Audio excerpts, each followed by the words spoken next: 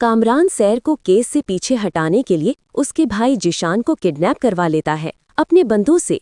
रात गहरी होती जा रही थी और सैर घर के ड्राइंग रूम में इधर उधर चलते हुए बेचैन सी होती जा रही थी। उसने घड़ी की तरफ देखा, 11:47 PM। जिशान अभी तक नहीं आया था। पहले उसने सोचा शायद बाइक पंचर हो गई होगी, लेकिन जब फोन बार बार ट्राई करने पर भी नहीं उठाया गया, सैर का दिल जोर जोर से धड़कने लगा। अचानक उसका फोन वाइब्रेट करता है। Unknown number. सैर ने कॉल उठाया। आवाज ठंडी और खौफनाक। अगर कल तुम कोर्ट पहुंची तो तुम्हारा भाई जिंदा वापस नहीं मिलेगा। केस से हट जाओ। Phone cut. सैर के हाथ से मोबाइल लगभग गिर ही गया। उसने तुरंत मनीषा को कॉल किया और रोती हुई पूरी सिचुएशन बता दी। मनीषा ने सीधा कहा, पुलिस स्टेशन चलो अभी। सैर बिना देरी किए SP जोहेब के पास पहुंची। जोहेब ने बात सुनते ही जिशान के मोबाइल के लोकेशन ट्रेस करने का ऑर्डर दिया। स्क्रीन पर कुछ सेकंड बाद एक ब्लिंकिंग रेड डॉट दिखा।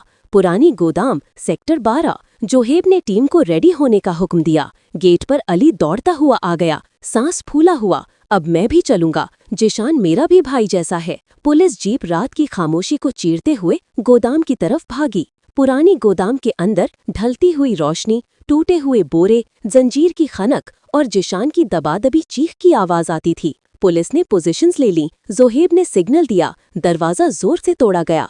कमरान के 2 आदमी जिशान को कुर्सी से बांधे हुए थे। आंधी में लटरी बल्ब की रोशनी उनके चेहरे पर डर उतार देती थी। पुलिस ने उन्हें गिरफ्तार कर लिया। एक ऑफिसर चिल्लाया, किसने कहा था ये सब करने को? गुंडा घबराकर बोला, कमरान साहब ने। उन्होंने ऑन ऑर्डर दिया था। अली ने जिशान को खोला, गले लगाया। जिशान की आंखों से आंसू बह रहे थे। दीदी की वजह से मुझे उठा लिया, वो हिचकियों के साथ कह रहा था। सैर ने फोन पर सिर्फ इतना सुना कि जिशान मिल गया है। उसकी सांस वापस नॉर्मल हुई। जोहेब स्टेशन लौटकर कमरान के अरेस्ट वारंट पर तुरंत साइन कर देता है, लेकिन इंस्पेक्टर शफीक पहले ही कमरान को मैसेज भेज चुका था, पुलिस आ रही है, भाग जाओ। कमरान ने बैग उठाया, ताला खोला और गेट की तरफ भागा, पर उसकी नजर शौक में जम गई। गेट पर पुलिस खड़ी थी। जोहेब ने चीख कर कहा, कमरान तुम गिर चुके हो। पुलिसमैन ने उसके हाथ पकड़ लिए और उसे जीप में बिठा दिया। कमरान चीखता रहा, मुझे फंसाया जा रहा है। अगले दिन अदालत में भारी भीड़ थी। सैर, अली, मनीषा, बिनीस सब मौजूद।